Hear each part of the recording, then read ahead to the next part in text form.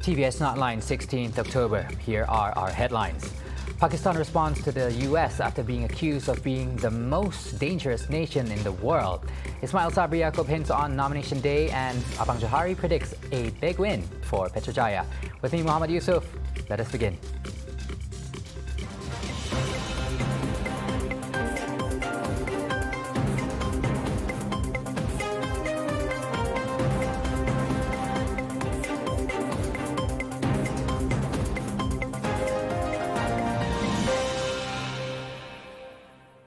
The incumbent for Petrojaya, Datuk Seri FADILLAH Yusof, is touted as the most winnable candidate if he is nominated to contest.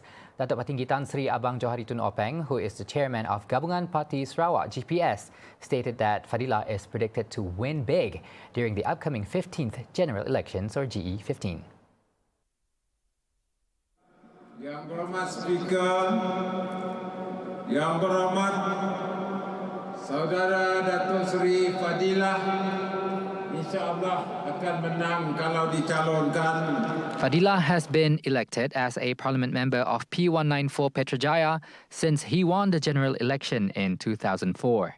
During GE14, FADILLAH won the seat again with a majority of 15,017 votes.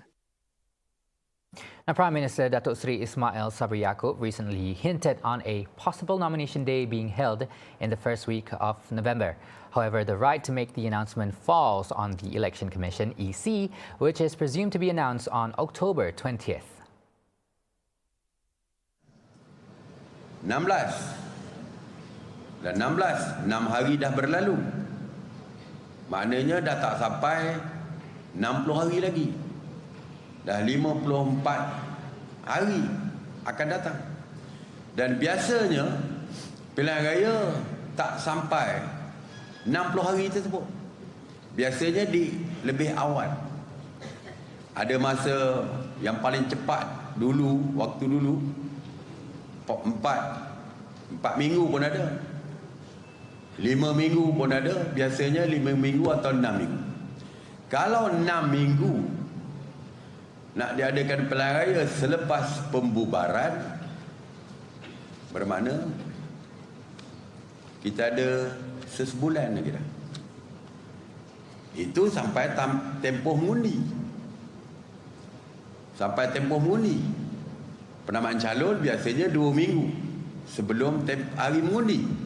Sebab biasanya kempen selama 14 hari. Jadi congok-congoklah sendiri. Ismail spoke during the launching ceremony of Beras Barisan National Election Machinery on Sunday. During the same event, Ismail cautioned all party members to refrain from sabotaging other candidates who have been elected to contest during GE15. Saya ucap terima kasih kepada ramai yang bekerja kuat untuk kemenangan parti.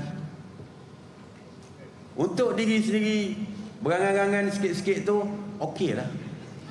Tak ada masalah. Tetapi jangan kerana kita nak bertanding dan tak dapat bertanding, kita sabotaj kawan yang bertanding.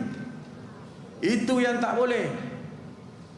Bergerak hulu hilir untuk pastikan calon kita kalah.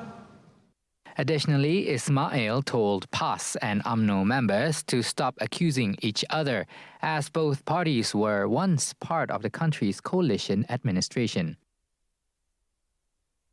Now, previously, Joe Biden had accused Pakistan of being one of the most dangerous nations in the world, as Pakistan owns nuclear weapons without any cohesion.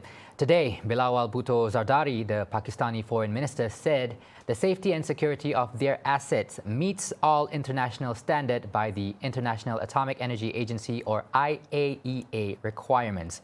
The one that the US needs to keep an eye on, added Bilawal, is India. Let's take a look. As far as I'm concerned, in our neighborhood, if there is any questions as to nuclear safety and security, then those questions should be directed to our neighbor India, who very recently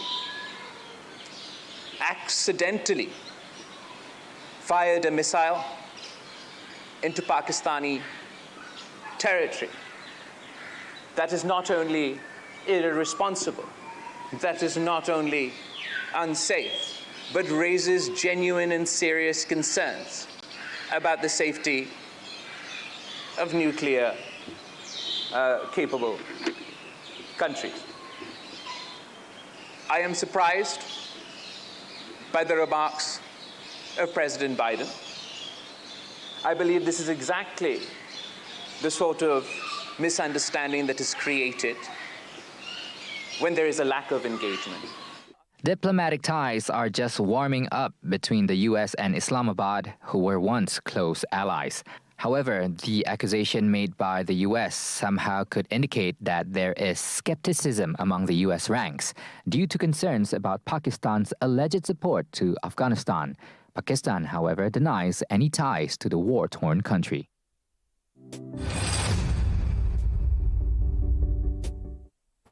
To ensure Gabungan Parti Sarawak GPS's success in the upcoming election, the state government has established various initiatives that are people-oriented.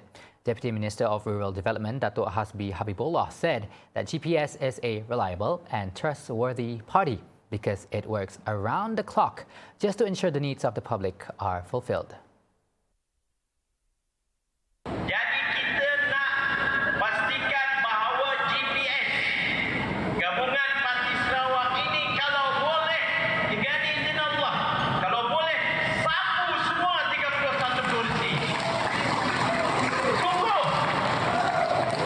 Apa sebabnya? Kita nak suara Sarawak besar di Parlimen itu. Nyaring suara Sarawak di bawah GPS dan bertambah undi Sarawak dalam Parlimen. Kita telah pun berjaya dalam penggal lepas.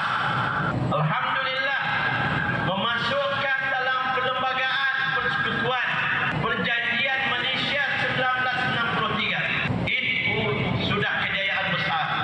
Sejak 63, tahun 63 sampai baru-baru ini. Hasbi, who is also the Limbang incumbent, added that GPS will continue to champion the rights of Sarawakians as enshrined in the Malaysian Agreement 1963.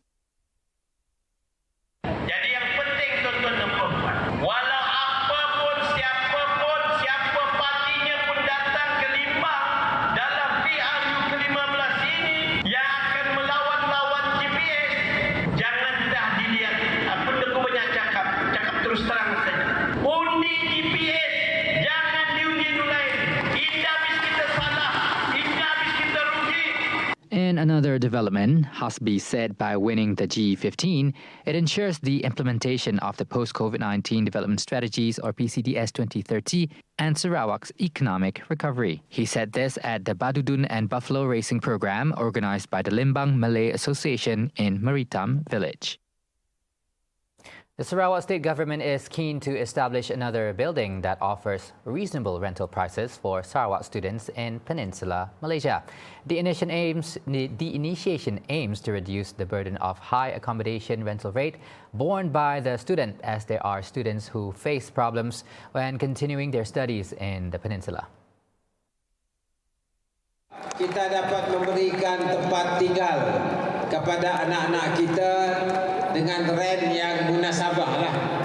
Dan kita akan mengenal pasti tempatnya dulu supaya kita dapat membangunkan apa yang telah dicadangkan. Datuk Patinggi Tan Sri Abang Johari Tun Openg spoke during the town hall session for the Lan Rambe Sarawak 2022 program on Saturday, October 15th. Abang Johari also said there is a need to establish an engagement session between the state leaders and the university students at Peninsular Malaysia to assist them in seeking solutions for their problems. Saya rasa memang kita mempunyai satu engagement di antara barisan pemimpin pelajar dari semua universiti di sini dengan pihak kita, supaya kita dapat sama-sama mencari jalan kalau ada masalah yang dihadapi oleh para pelajar. On to our next news. 533 participants from non-governmental organizations, government agencies, school and university students attended the religious program known as My Prophet by the Islamic Information Centre Sarawak, or IIC. The program shares insight into the struggle of Prophet Muhammad in spreading Islam and its teachings. Chief Executive Officer of IIC, Dr. Asmah Othman, said the program has become a platform for IIC to be a space for the Muslim and non-Muslim community to learn more and detailed descriptions in regards of the Prophet, his life and his companions. Yang paling penting adalah ibrah daripada kongsian Datuk Ustaz Kazim Alias dengan nada yang begitu bersahaja dan berjenaka, tetapi banyak memberi mesej kepada peserta-peserta yang mengikuti ceramah ini. Kita sangat kita merasa bangga dan juga kita rasa lega sebab dapat membantu masyarakat untuk mendapat penerangan ringkas tentang Nabi dan juga tentang akhlak-akhlak seorang Muslim dengan membuat sesuatu yang baik kepada masyarakat. Dr. Asma added that there are also other programs held by IIC, including the Ibrah series program and My Islam series, which also gives exposure and shared knowledge on making Islam a way of life. The exposure not only gives awareness about Islam, but also provides methods of carrying out dialogues between different religions in peace without causing problems. Because we want to promote the beauty of Islam and also the universality of Islam. It's not just for the Malays. Islam is for all religion, for all ethnics, and it's very simple. And it has to be shown through our kuliah and our own behavior. She said this after attending the IIC My Prophet Cinta Sejati Cinta Abadi program in Kuching. The program, which started at 9 a.m., was also attended by the Mufti of Sarawak, Datuk Haji Kipli Haji Yassin, as well as the Chief Executive Officer of the Sarawak State Mosque Welfare Trust Board, Datuk Haji Abang Abdul Wahab Abang Julai. Coming up right after the break, Khairi Jamaluddin officially steps down as Serembau incumbent, and an exclusive interview with one of the victims who fell prey to the job scam syndicate in Cambodia. Right here on TVS Nightline. Stay tuned.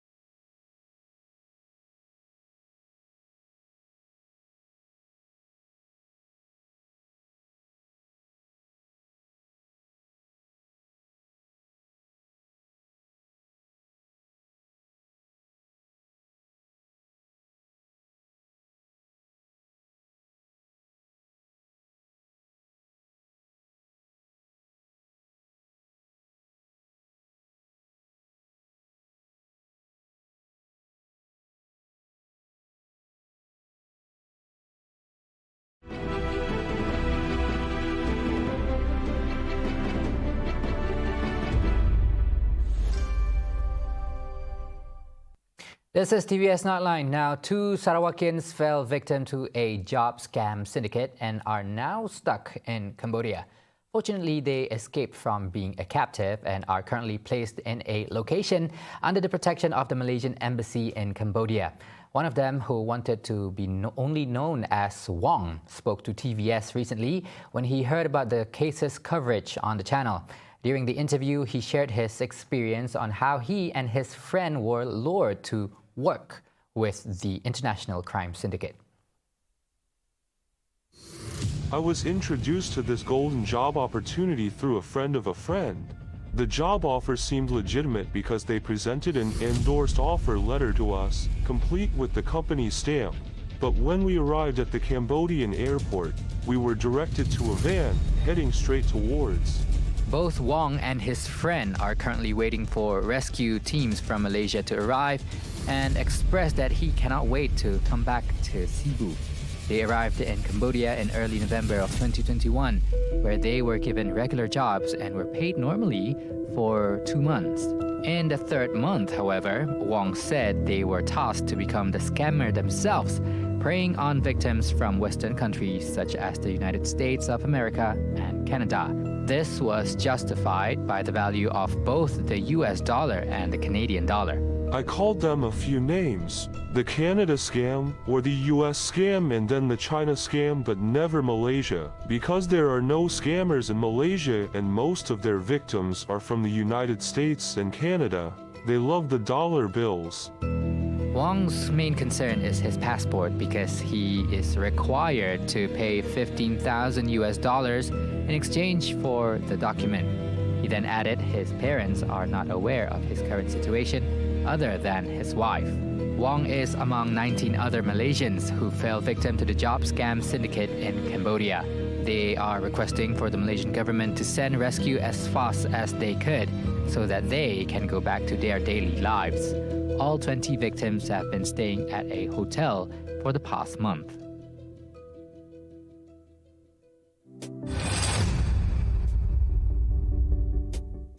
Khairi Jamaluddin has officially handed his Rebau seat to Datuk Seri Muhammad Hassan, who is also famously known as Tok Mat. The announcement was made through Khairi's post on Instagram while assuring that Tok Mat will continue his legacy. The Minister of Health represented the seat for a total of 3 terms. In September, Khairi disclosed that he was instructed to vacate the Rebau parliamentary seat for Muhammad. And during the 14th general election, Khairi won with a majority of 4,364.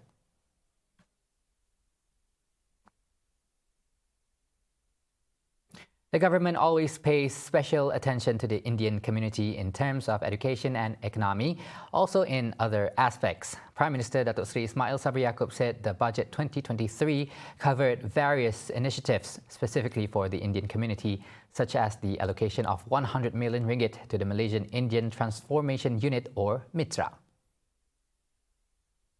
The Prime Minister continued on by saying MITRA has been moved to the Prime Minister Department, as it will be placed directly under the Prime Minister to show the importance of the Indians in the nation.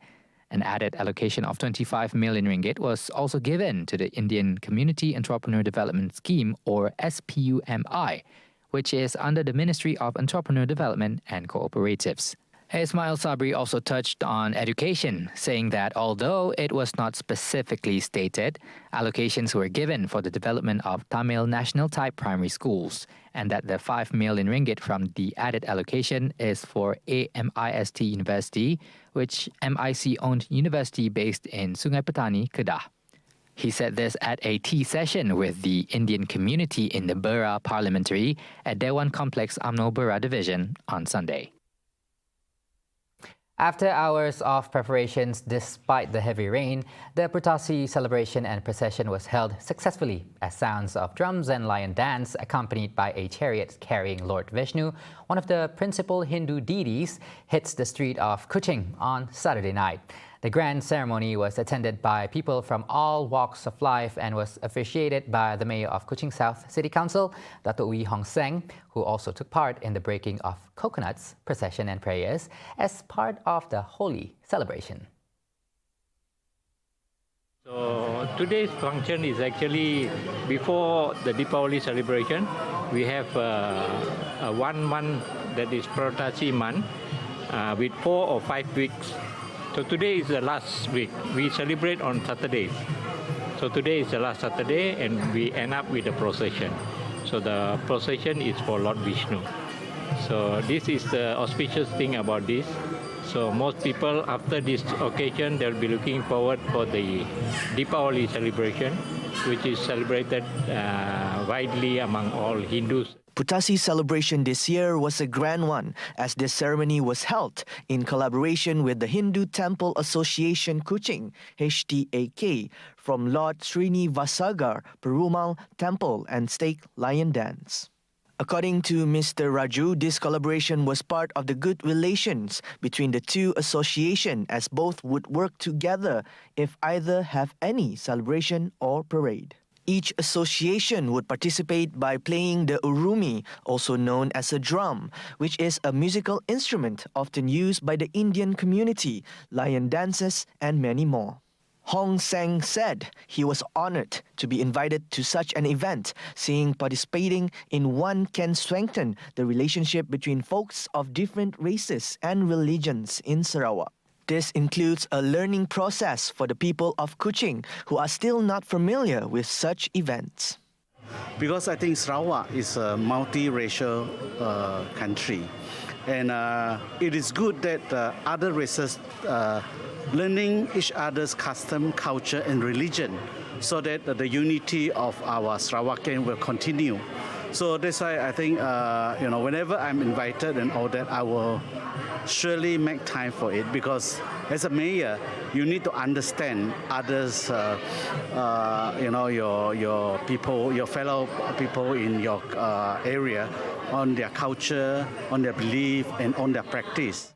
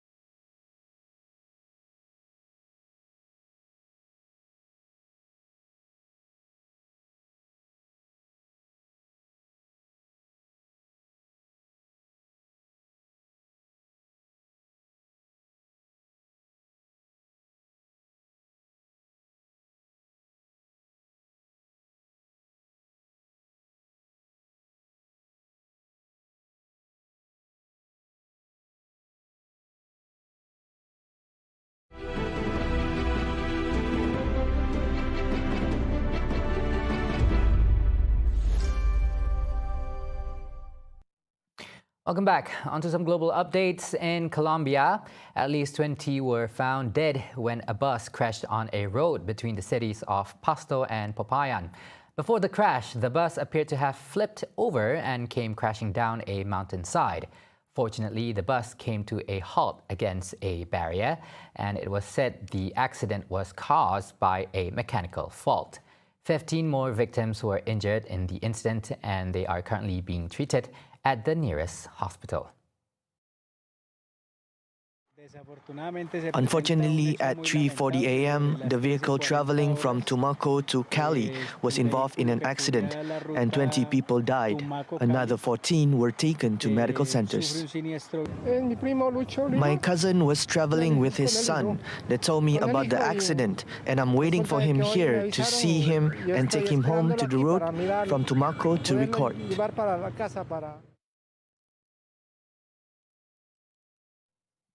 Online videos have emerged showing smoke billowing from a prison in Tehran. What may have sounded like fireworks were actual gunshots fired from inside the complex, coupled with several explosions and screams.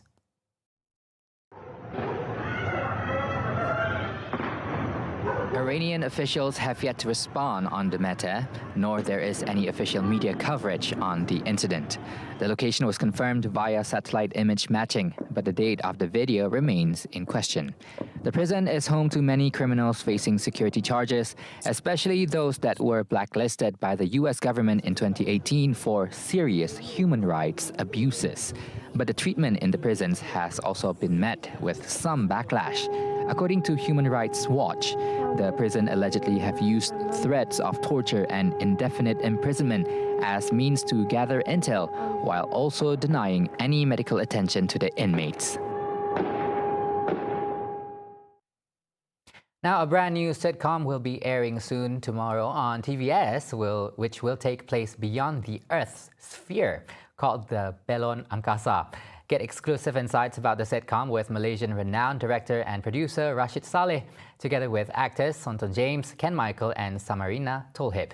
And joining them later is Dato' Ustaz Karim Elias, who will speak on achieving a peaceful mind and soul on Sejahtera Asia tomorrow, 7:45 a.m. only on TVS Channel 122 and MyTV.